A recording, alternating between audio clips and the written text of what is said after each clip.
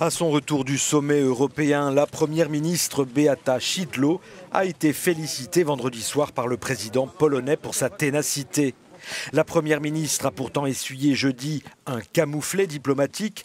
La Pologne s'opposait à la réélection de Donald Tusk à la présidence du Conseil européen. Mais seul contre tous, Varsovie a perdu la partie. Certains leaders de la vieille Europe ont la conviction qu'ils ont toujours raison et que les autres devraient accepter leurs solutions.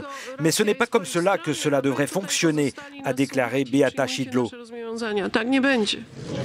Signe de son agacement, la première ministre a refusé de signer les conclusions du sommet européen en guise de représailles.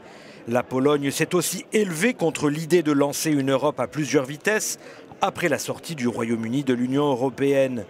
Une idée qui divise le vieux continent et qui ne satisfait pas le président de la Commission européenne.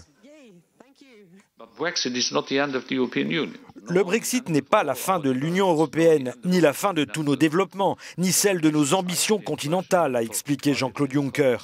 J'ai eu l'impression, en parlant avec mes collègues et en écoutant le débat que nous avons eu, que, au contraire, le Brexit encourage les autres pays à aller de l'avant. Malheureusement, sans les Britanniques. Sauf nouveau contretemps, Londres devrait enclencher dès la semaine prochaine sa demande de sortie de l'Union européenne. Les 27 se retrouveront quant à eux le 25 mars pour célébrer le 60e anniversaire du traité de Rome.